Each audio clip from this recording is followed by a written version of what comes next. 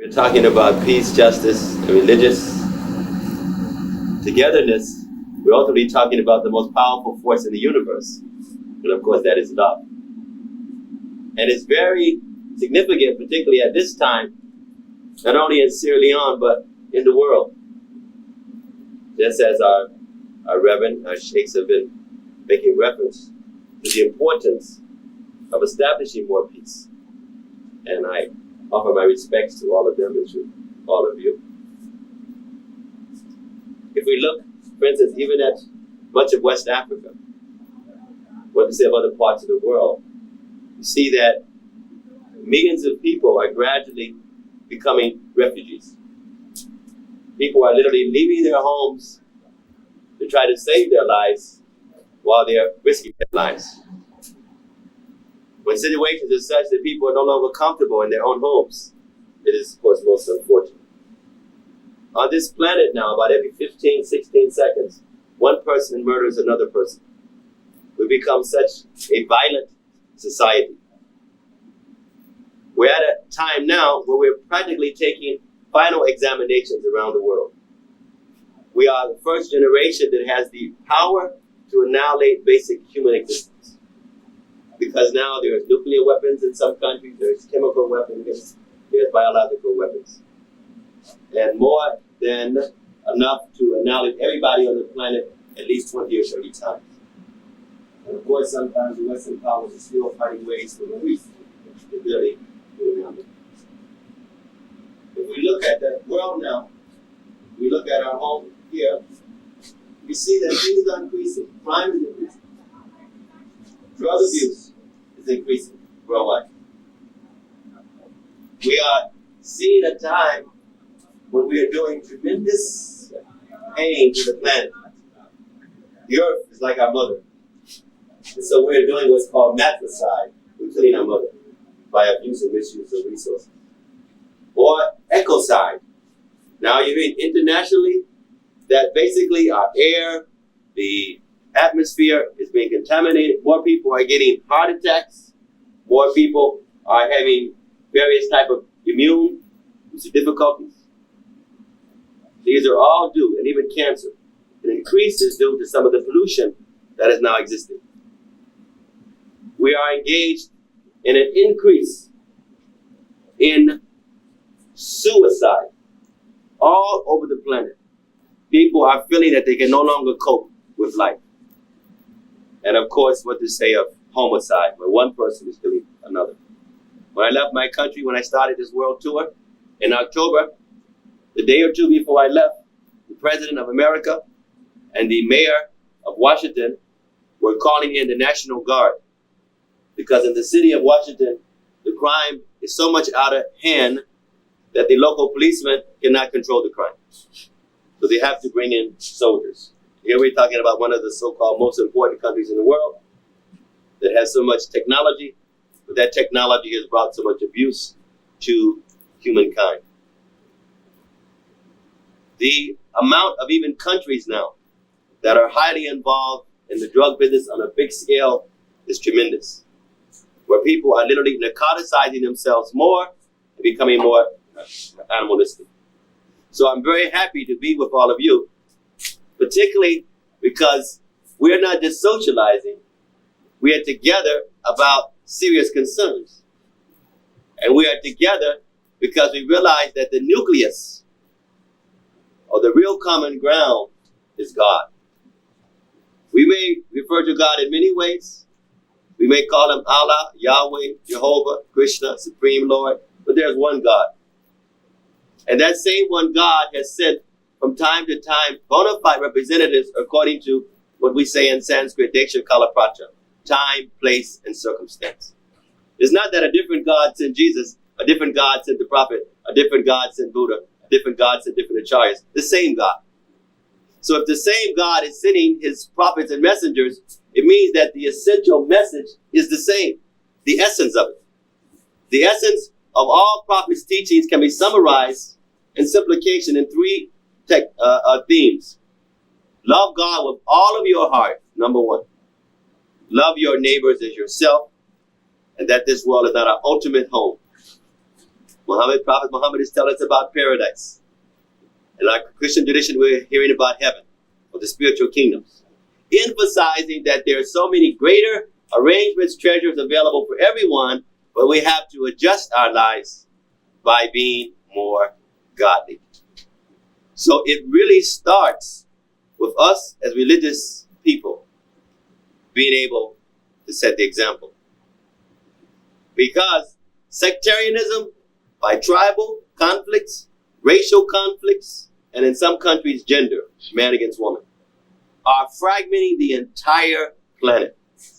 And you know, unfortunately, some of the biggest crises that are going on now are even due to one religion versus another, where religion should be harmonizing factors that bring what? Unity with diversity. It is not that we all have to do the same thing.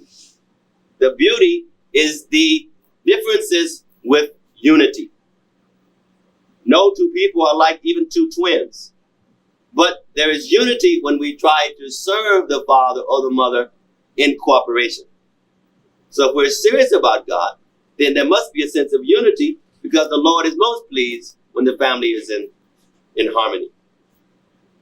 If the great prophets came today, right here in Freetown, would they be fighting amongst themselves due to the details? No. They'll be emphasizing the fact that, yes, this is their message, and they came and gave that message working for the same God. So as we try to genuinely follow those prophets in our day-to-day lives, we have a responsibility to them, not to embarrass them. We have a responsibility, whatever tradition that we are in, to go deeper and deeper in that tradition. Mind you, one of the reasons that there's so much even religious sectarianism, because people are not going deep into their spiritual philosophies. There's basically two types of practitioners, what is called exoteric and esoteric. Exoteric practitioners are those who are more caught up with the ritual and the externals. They are the ones who usually fight each other. They are the ones who feel they have the only God.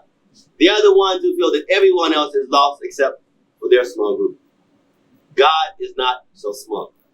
To serve the great holistic God, we cannot be so fragmented. We have to also be more wholesome, eclectic. As we go deeper into the essence of religious teachings, then we begin to meet at certain points, to the point that we see ourselves as children or servants of God. We may have used a particular vehicle to come to that platform. Just as somebody likes to drive a Chevrolet, a Ford, a Mitsubishi, no problem. The important thing is drive your car and get to your destination. So according to the religion you use, that is your vehicle, but most important, ride it well and meet the destination. The last thing is that there's something also very essential that keeps appearing, that helps to connect us as a spiritual, planetary, even interplanetary family. Because just as Jesus says, in my Father's house there are many mansions.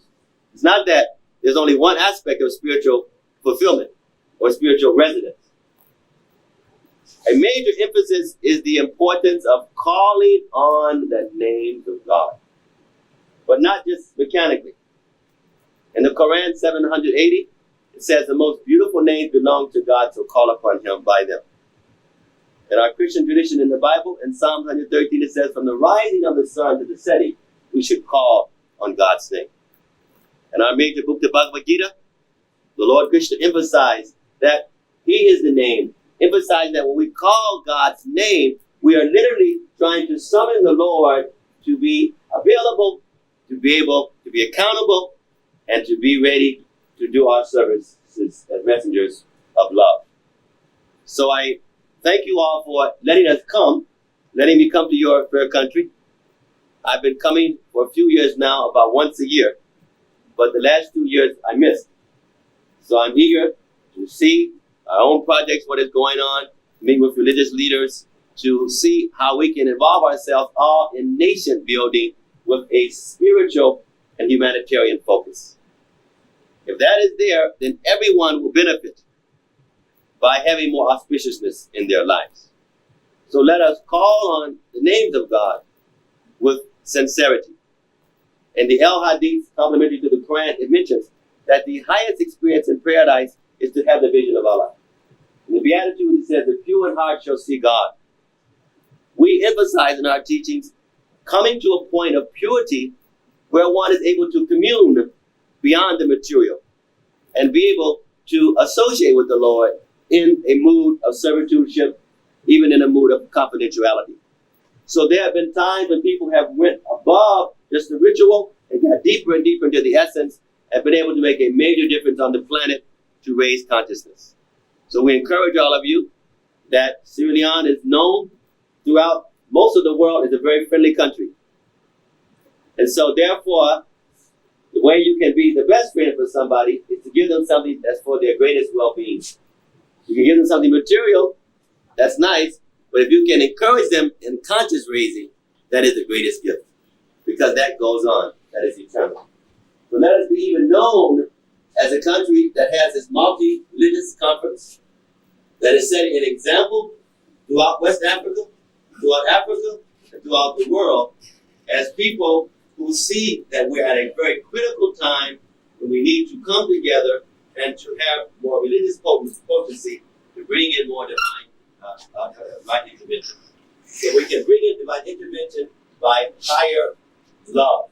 And that love comes, especially we as leaders interact, that will be the role model set, and then our congregations will follow.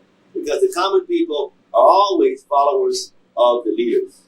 So let us read the Quran, read the Bible, read the Torah, read the Vedas. Let us read the scriptures not as just historical books. Let us read them and make it our life commitment. Let us make it a spiritual culture where we are experiencing what is there. The great prophets did not come just to perform. They came to help us to see what to do, how to do, to be able to meet up with the Supreme Lord. Thank you very much.